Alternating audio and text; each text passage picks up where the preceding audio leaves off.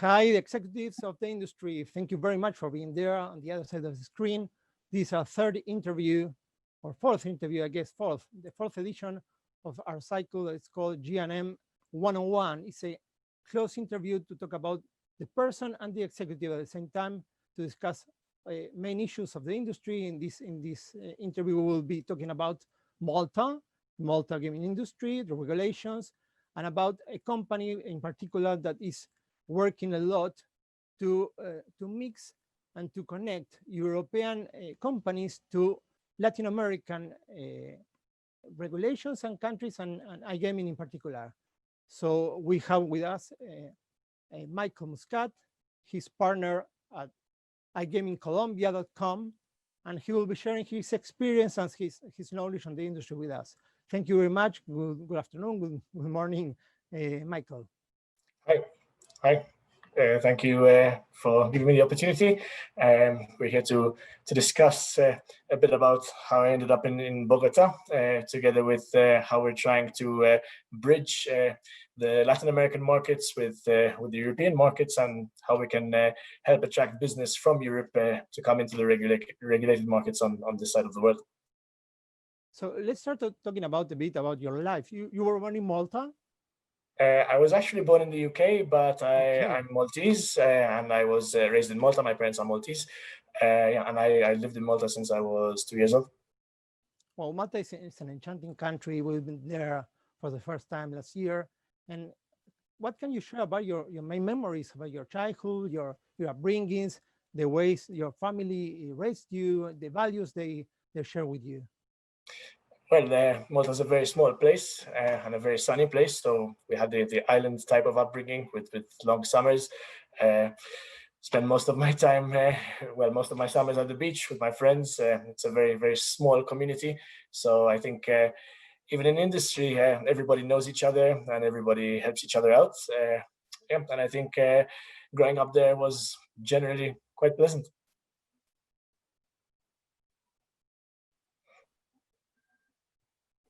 And what made you decide to start studying law? I mean, it's a great responsibility. And what were your main preferences in terms of that? I was always better at languages at school, always better at argumentation, getting myself out of trouble. And I think that naturally led to me choosing the subjects to take on a legal career. I was always better at the social sciences rather than maths or physics, and I think that just naturally led me to becoming a lawyer. As you may know, Malta is a country that is really open in terms of business, in terms of possibilities, in terms of commercial issues. So you were specifically working about or studying about commercial law, is that right?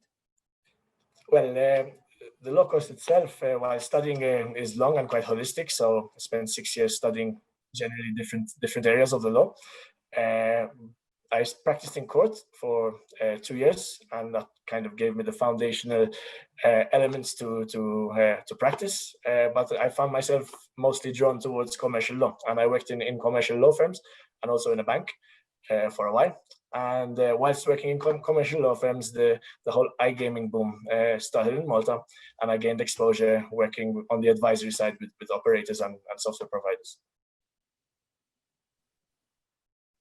Why do you think Malta is so successful in terms of gaming, in terms of the industry, in terms of the strong regulation frame? Why Malta is the place to be and to learn from in Europe in terms of gaming?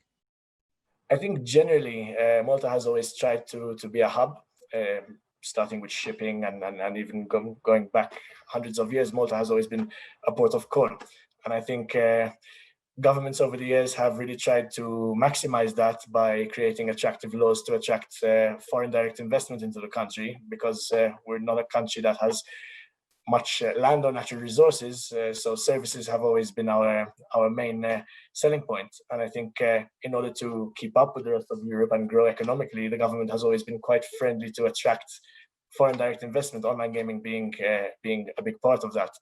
And I think when the industry was trying to regularize itself and let go of the stigma that attached to it 10, 15 years ago, starting from Curacao and Costa Rica, I think Malta was the first place in Europe, together with the UK, to create a strong legal framework to attract reputable companies within the industry. And I think that has developed over time to make us quite the landing base in Europe for iGaming. What's your personal relationship with gaming in terms of land-based gaming or iGaming? What were your main interests about that specific? I've always been interested in the tech part of it. So I've never worked with land-based casinos. It's always been iGaming. And when I was starting out, gaming was developing in Malta. iGaming was developing in Malta, and the tech side really attracted me to it. That, with a combination of commercial law, I think is what really got me into it. And also, when some of the bigger operators were starting up on the island, I had the pleasure of working for law firms who advised them. So that gave me the exposure as well.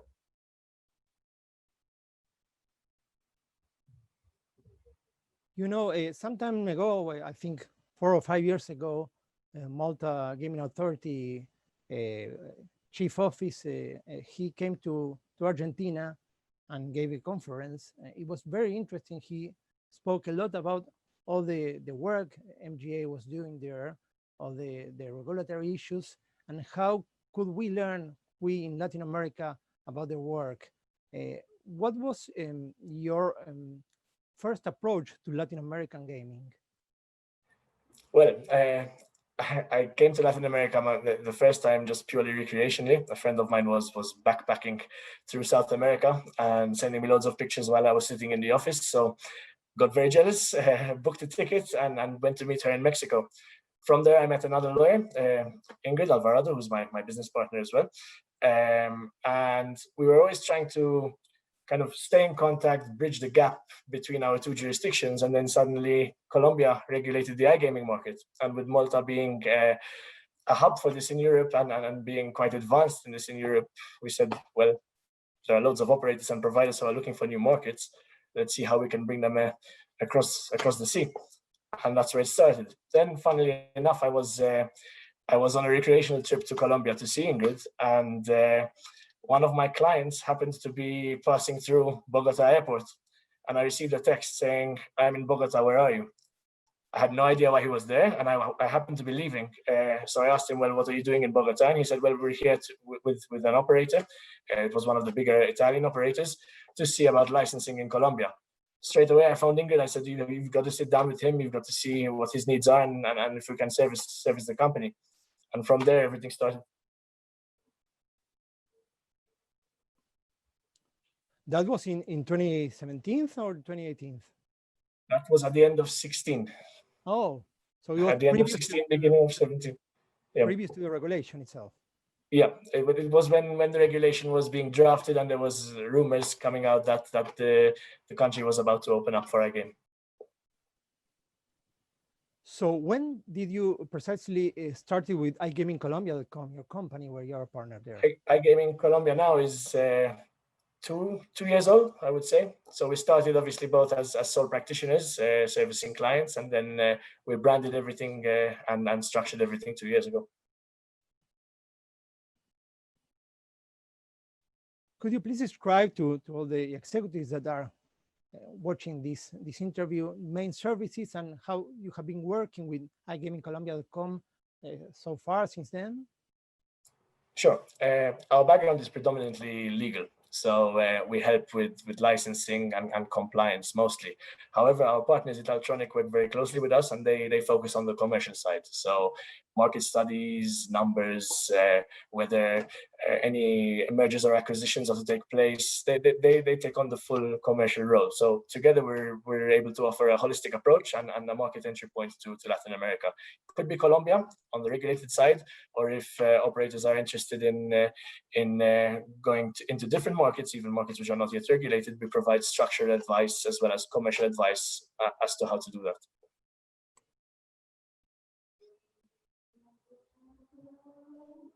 And how many European companies have you worked so far since then? I mean, in terms of their intention to be an operator there? So far, we're working on an advisory basis with a number of companies who are quite interested in entering the market. It's still in its infancy, so we're giving entry strategies and general ongoing legal advice until they're ready to pull the trigger. We've also worked with a number of them who have got licensed here. And also on the provider side as well, we've set up some relationships between software providers based in Europe and operators based in Colombia and Latin America in general. So, I mean, I wouldn't give you an exact number, but I mean, there are 19 operators here, and we've worked with a good percentage of them. And from the European side, we're constantly working on an advisory basis as well. And what are the main concerns about this region? Because when we talk with European companies about Latin America, they seem not to understand the way we do business here, and they need some tips or some elements to better understand us in terms of doing business, in terms of how we work, in terms of how we relate. What were your main advices to them, to your clients, about the way things are being done in Latin America? Well, generally speaking, the rumors coming out of Malta, or the buzzwords coming out of Malta, are LATAM and Asia. But a lot of people tend to perceive LATAM as one country or one region, where if you localize your product, then you're ready to go across a whole continent. And I think that is very far from the truth. I think each jurisdiction, each country has its own norms and its own way of doing things. And if one is entering a market, then a strategic plan is needed, whether you're going the regulated way or whether you're going the unregulated way. It's not just simply a question of getting your Spanish license, launching in Spain, and then localizing your product across the board. That's one major issue. And I think the other two are that companies think that affiliates are abundant on this side of the world, so you can just drive traffic to your site once it's live in any region of LATAM, and that's also quite far from the truth. Marketing techniques are much more traditional here. And also payments. Payments are always a big stumbling block, specifically because it's much more of a cash-based society than in Europe.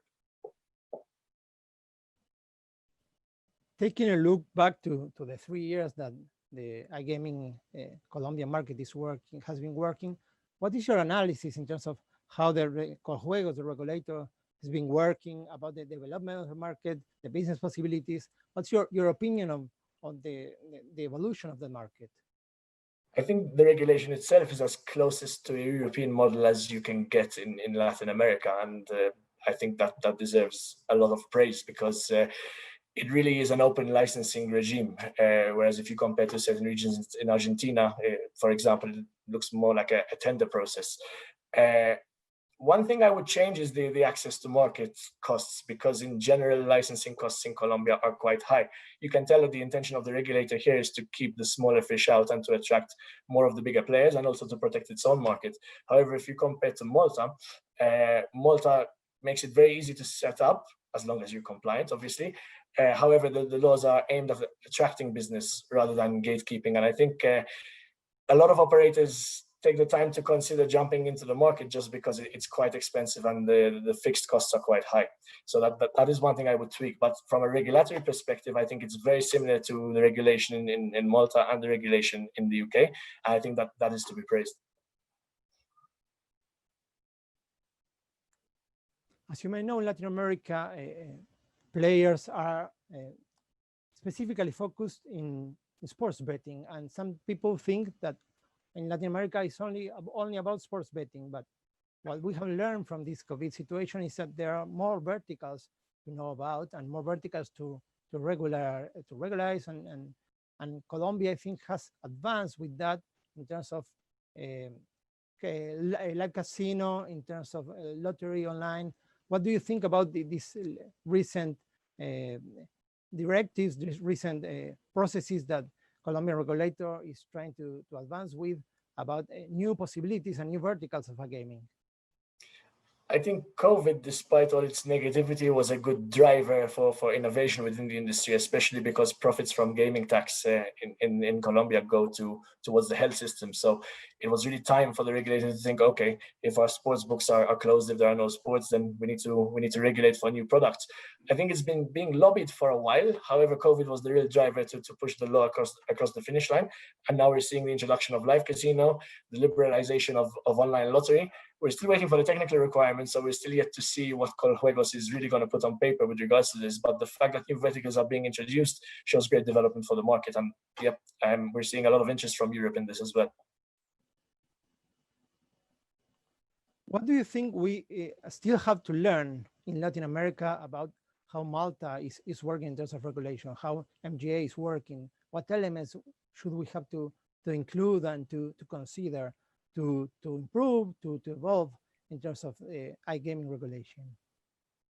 Speaking from the Colombian perspective, I think the one major flaw in the legislation is that it only allows operators to onboard Colombian players. Now, Malta's regulation was aimed at making Malta the hub for iGaming in Europe, and that's very much has happened.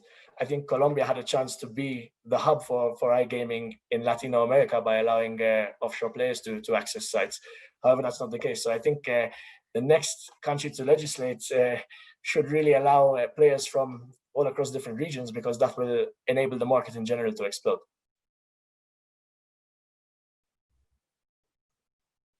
Talking about that, as you may know, on the last year, some territories and jurisdictions in Argentina have started regulating iGaming. Buenos Aires province is a great territory in terms of numbers.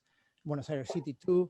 Also, Brazil is advancing. Peru is in consideration of regulation of iGaming. Chile too.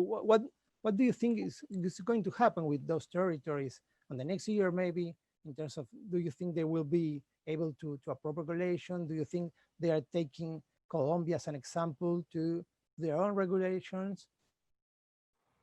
Everyone's been talking about Brazil simply because of the sheer size of the population and its obsession with sports. So I think Brazil is definitely being looked at. However, the legislation has been pending for a while, and we're still yet to see how they're going to regulate. And there's also been no mention of online casinos so far, just land-based casinos. I think what Brazil really needs to do, if the market is going to explode as much as people are saying it is to make sure that offshore sites are blocked once it's regulated, to give value to its legislation. That's one thing I think that Brazil can learn from Colombia, because Colombia has blocked over 3,000 offshore sites since the legislation came into force. And that really does help local operators and serious operators who are looking to get licensed to have a place in the market. As far as Argentina is concerned, I believe it's a regional regulation. I'm not too well versed with Argentina, I'll be honest. However, I'm seeing that there's a lot of ISP blocking going on between regions as well. I'm not sure exactly how that works, and I think the market is quite fragmented, although the numbers are good. But if I could give a piece of legal or regulatory advice in general to countries that are legislating within LATAM, I would think that the European model, aiming at attracting investment and also taxing this as a regulated product, is something that should be considered and should be looked at, rather than a tender-based approach, as was the case in Buenos Aires.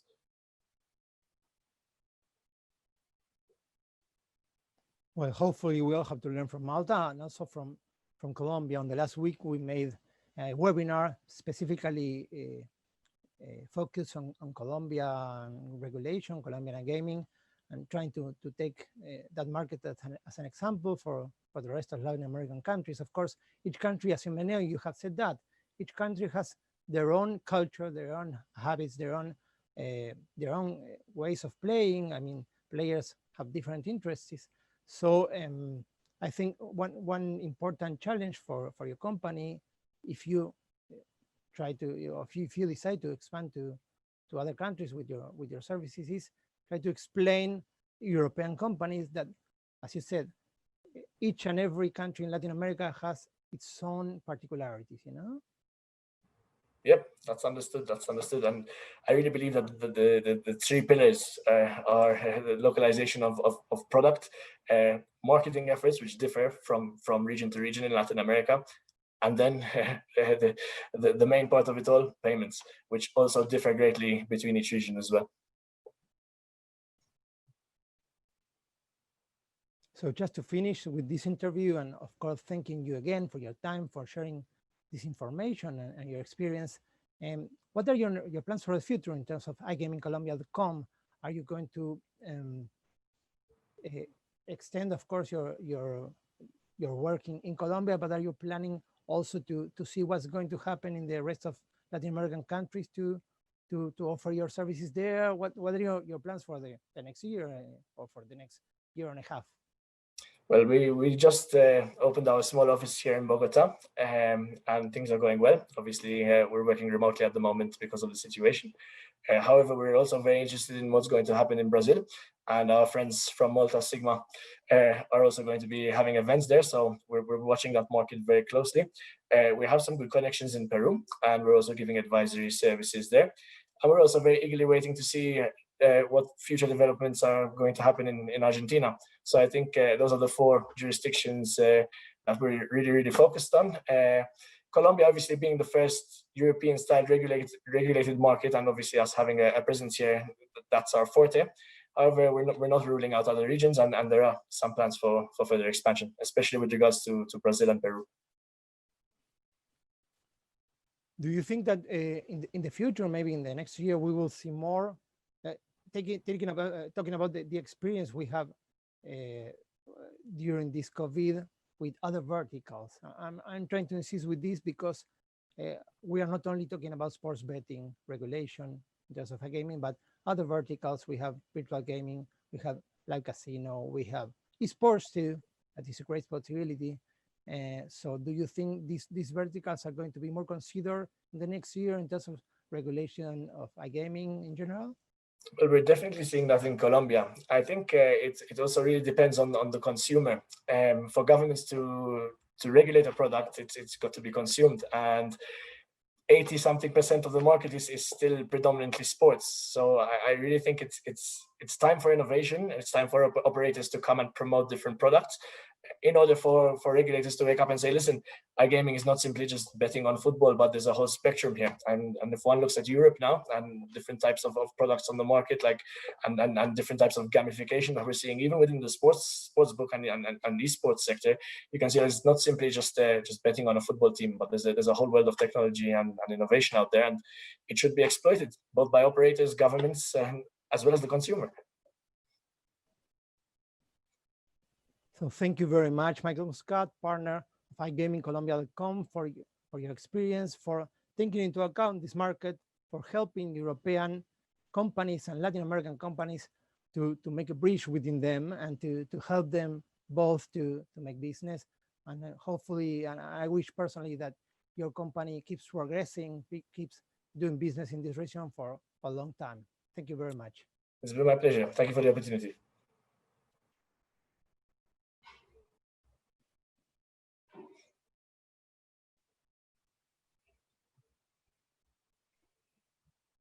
Okay.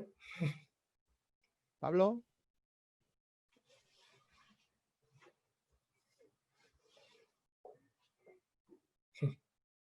Pablo, are you there? Well, Michael, thank you really. As we talk with Ingrid, these conferences, these webinars are a consequence of the plan we had. We launched our platform a year ago.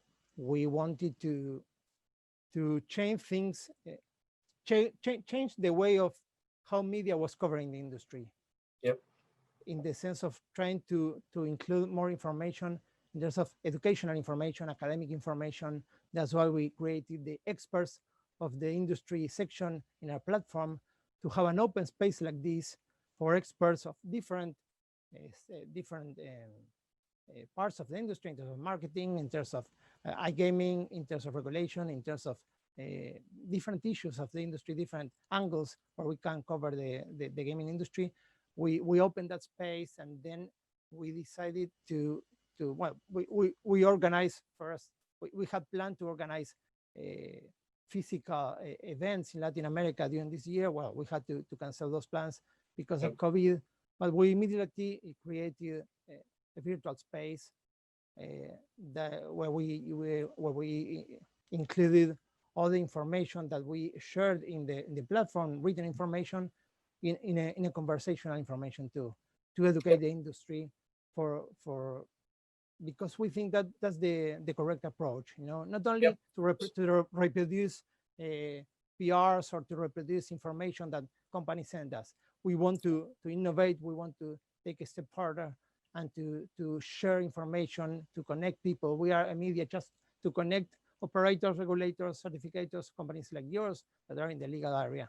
So that's our main focus, Well, it's an awesome initiative. If I can support you with anything in Europe, just let me know, and let's continue working together. I've really enjoyed this, and I want to help you guys out. So thanks. And we have the open platform for you, as Ingrid said, to write about any issue you prefer. When we're talking about the advances in the Colombian regulation, you can write about your company's approach to that too. So I just want to say that you have the open space in our platform, in the website platform, to write about any issue you like. Yep, we're just waiting for these developments, and we'll submit some good content for you. Thank you very much, Michael. Have a great day. We will send you the link to download the video, and you can check it, and then we will edit it and upload it. Thanks for your time. I appreciate it. Have a good day. Thank you. Bye. Bye.